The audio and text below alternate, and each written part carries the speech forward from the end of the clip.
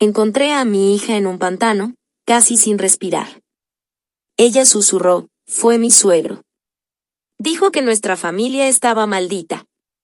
La escondí en casa y le escribí a mi primo, ya basta, vamos a terminar lo que la abuela empezó. Aquel noviembre cayó sobre Luisiana como una sombra húmeda y pesada. No era el tipo de frío que congela ventanas ni cubre los techos de nieve. Era peor.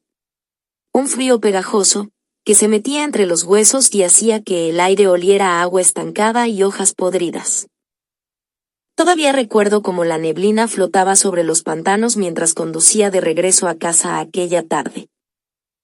Venía del mercado de Bayou Teche, con bolsas llenas de camotes, maíz y frascos de miel casera acomodados en el asiento trasero de mi vieja Ford. Pensaba en sopa caliente y pan recién horneado cuando el teléfono sonó. Un sonido seco, estridente. Mi corazón se tensó de inmediato. Era un número desconocido. ¿Marianne Baptiste? Preguntó un hombre con voz nerviosa. Apreté el volante. Sí.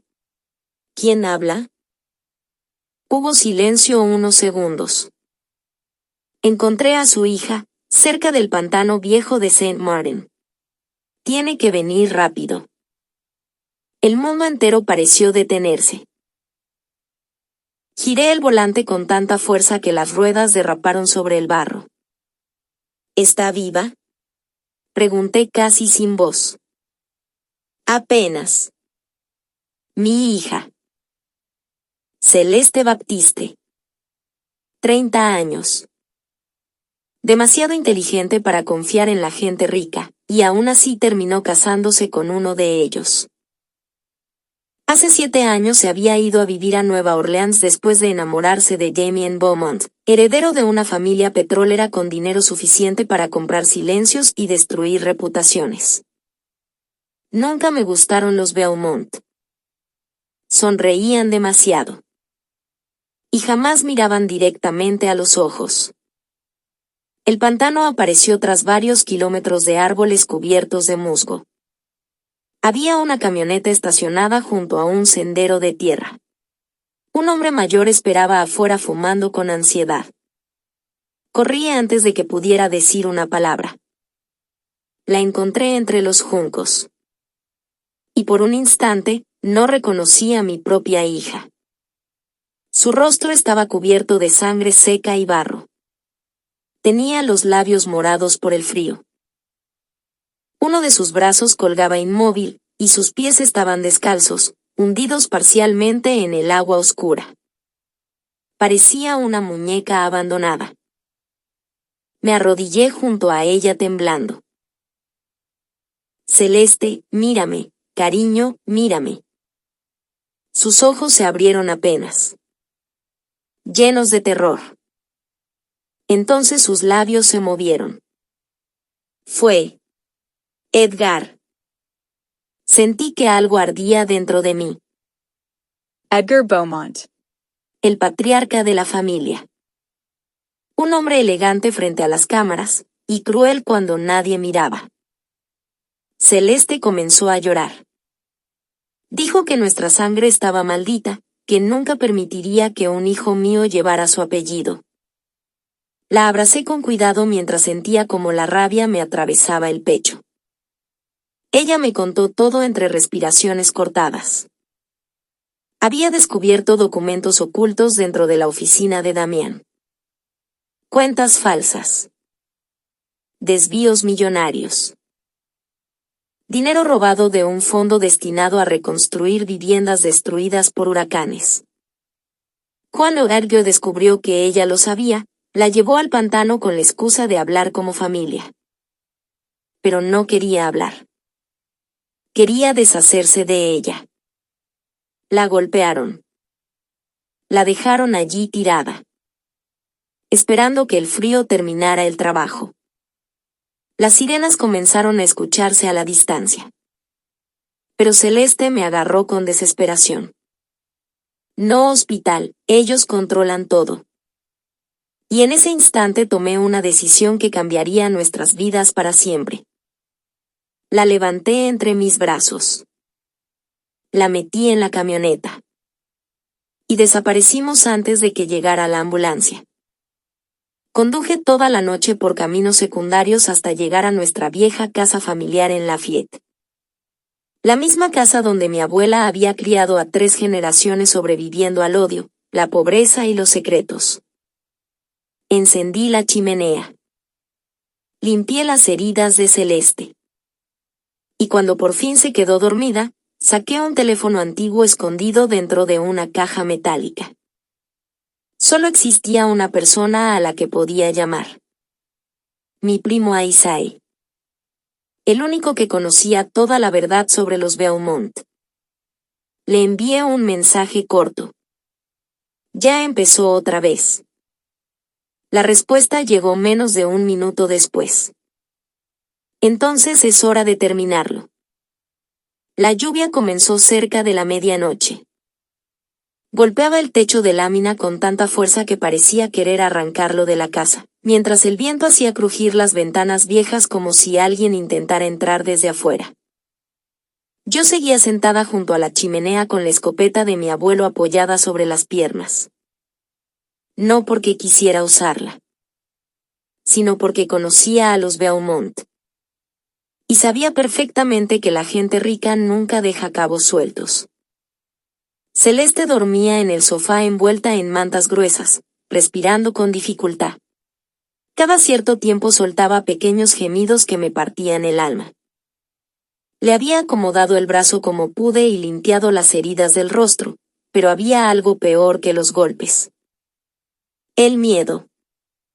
Nunca había visto a mi hija mirar hacia las ventanas de esa manera.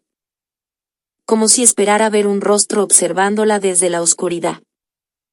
A las 2 de la madrugada escuché un motor acercándose. Lento. Pesado. Las luces atravesaron la lluvia y se detuvieron frente a la casa. Mi corazón empezó a latir tan fuerte que pensé que iba a romperme el pecho. Entonces alguien golpeó la puerta. 3 veces. Firmes. Conocía ese ritmo. Abrí apenas unos centímetros, todavía sosteniendo la escopeta. Era Aisai. Empapado de lluvia, con barro hasta las rodillas y una expresión tan seria que supe que las cosas eran peores de lo que imaginaba. Entró sin decir palabra. Luego vio a Celeste dormida. Y su rostro cambió. Dios mío, murmuró. Le conté todo. Cada detalle. Lo del pantano. Los documentos. Las amenazas. Las palabras sobre la sangre maldita. Aisai escuchó en silencio, pero cuando pronuncié el nombre de Edgar Beaumont, golpeó la mesa tan fuerte que una taza cayó al suelo.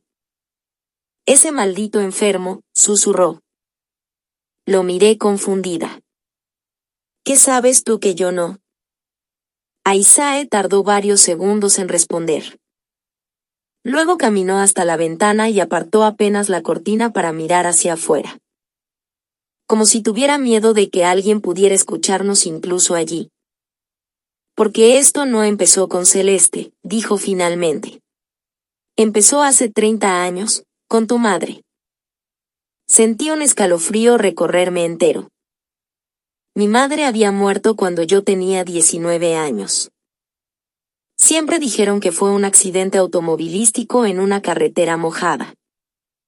Pero Aisai negó lentamente con la cabeza. No fue un accidente. El aire desapareció de mis pulmones. ¿Qué estás diciendo?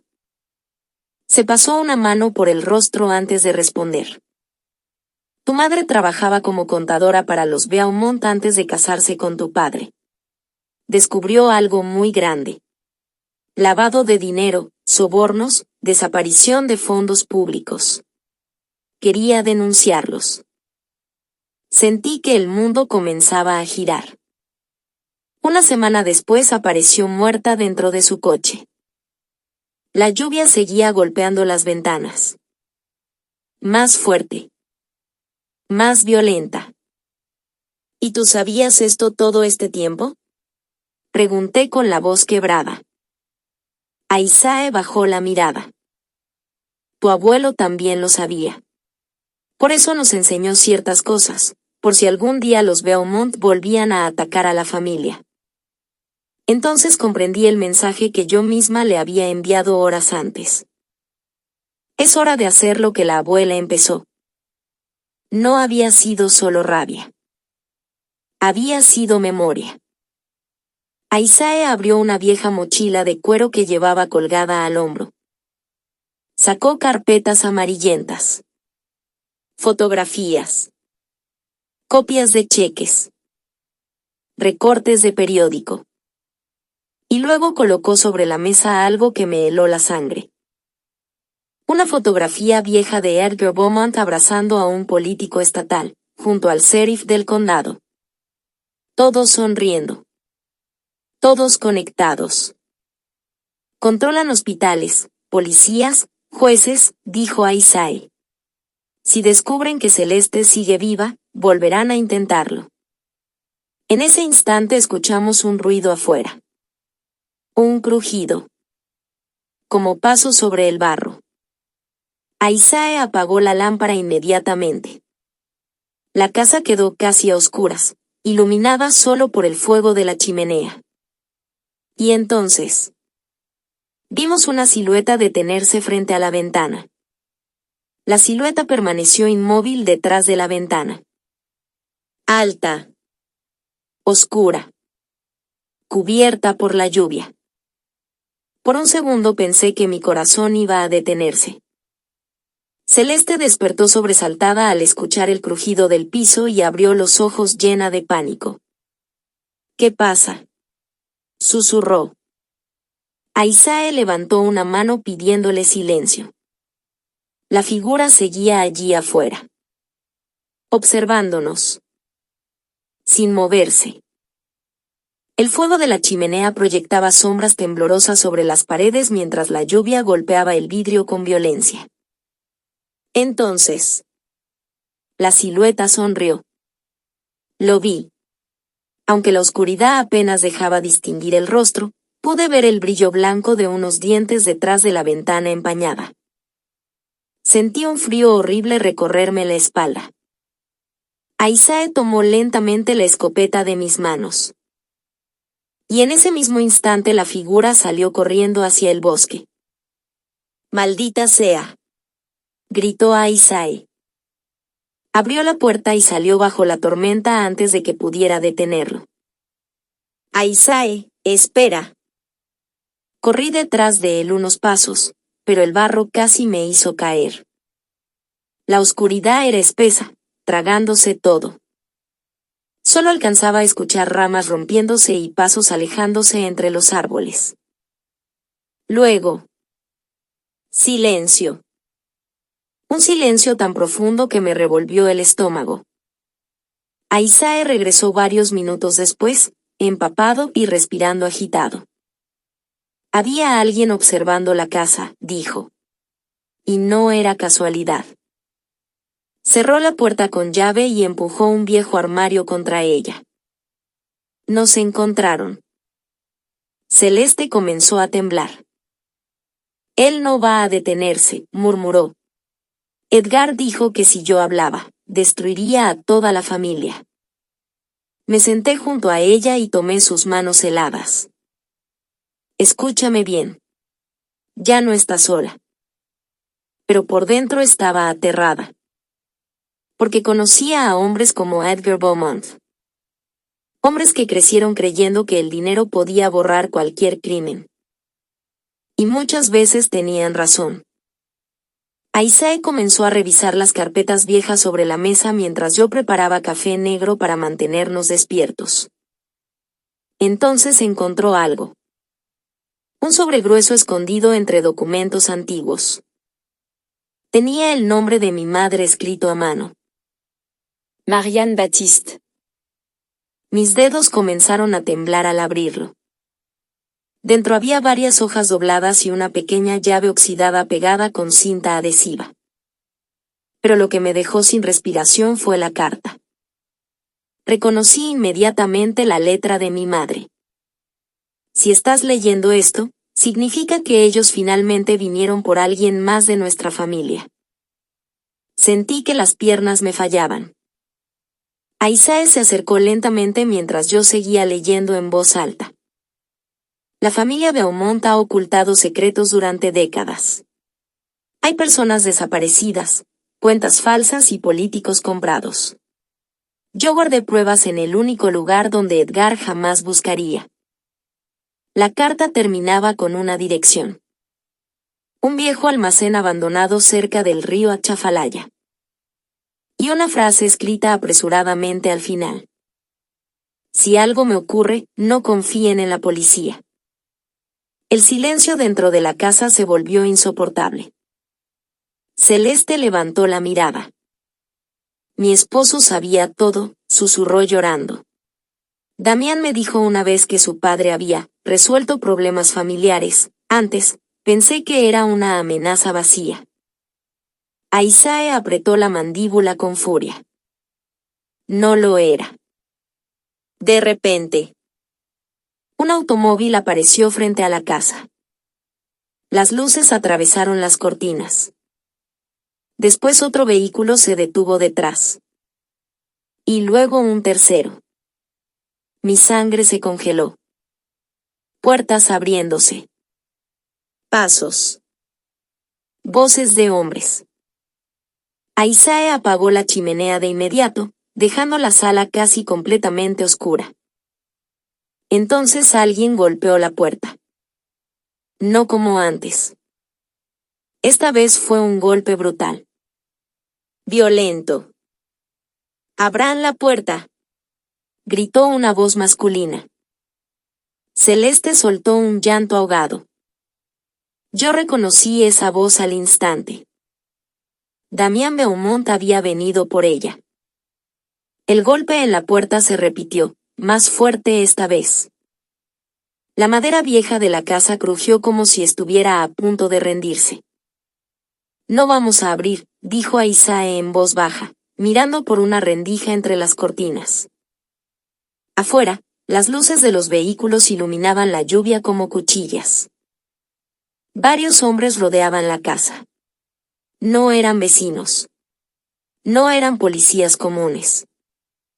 Eran gente de ellos.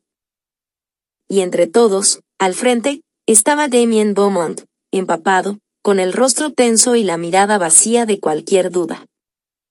«Celeste», gritó. «Sal de ahí. Esto no tiene que volverse peor». Celeste se llevó la mano a la boca, temblando. Yo la sostuve con firmeza. «No vas a ir a ningún lado», le dije. Aisae abrió la vieja mochila y sacó las carpetas. «Esto es lo único que necesitamos», murmuró. «Si esto sale a la luz, se acabó el imperio Beaumont». Entonces lo entendí. La llave. La carta de mi madre. El almacén del río. No era solo una pista. Era la salida. Aisae miró hacia mí. «Voy a distraerlos». «No», dije de inmediato. «Ruby, alguien tiene que hacerlo». Por primera vez en mucho tiempo, no discutí. Porque supe que tenía razón. Aisae salió por la puerta trasera bajo la lluvia, gritando hacia el bosque para atraerlos. En segundos, varios hombres lo siguieron. El caos se abrió como una grieta. Ese fue nuestro momento. Tomé a Celeste del brazo. «Vamos». Corrimos por la parte trasera de la casa, hundiéndonos en el barro, mientras los gritos se perdían entre los árboles. El auto estaba oculto bajo unas ramas. Subimos como pudimos. Y conduje. Con las manos temblando. Con el corazón golpeando como nunca antes. Hasta llegar al viejo almacén junto al río Achafalaya. El lugar olía a madera podrida y secretos olvidados. Dentro, detrás de un panel falso, encontramos cajas metálicas. Corrimos por la parte trasera de la casa, hundiéndonos en el barro, mientras los gritos. Archivos. Grabaciones. Nombres. Todo lo que mi madre había arriesgado su vida para proteger. Y todo lo que podía derribar a los Beaumont. Las sirenas llegaron horas después. Pero esta vez no fueron para nosotros. Cuando el sol comenzó a levantarse sobre el río, las noticias ya habían explotado. Detenciones. Congelamiento de cuentas. Investigaciones federales. Nombres demasiado grandes cayendo uno tras otro. Edgar Beaumont fue arrestado ese mismo día. Damián desapareció antes de que pudieran encontrarlo. Isaac regresó al amanecer, herido pero vivo. Y por primera vez en mucho tiempo, la palabra peligro dejó de vivir dentro de nuestra casa. Meses después, Celeste empezó terapia. Yo volví a plantar mi jardín. Y el pantano dejó de parecer un lugar de muerte. Se convirtió en un recordatorio de que el silencio protege a los poderosos. Pero la verdad, aunque tarde, siempre encuentra el camino. Hay familias que cargan secretos durante generaciones, pero el miedo solo crece cuando nadie se atreve a romper el silencio. La verdad puede ser dolorosa, pero también es lo único que puede liberar lo que el poder intenta enterrar. Y a veces, proteger a quienes amas significa enfrentar lo que más te aterra. Si esta historia te atrapó, suscríbete al canal y activa la campanita. Aquí compartimos relatos intensos, misteriosos y llenos de giros inesperados que te dejan pensando. Y ahora dime en los comentarios, ¿tú habrías confiado en la policía o habrías hecho lo mismo que nosotros?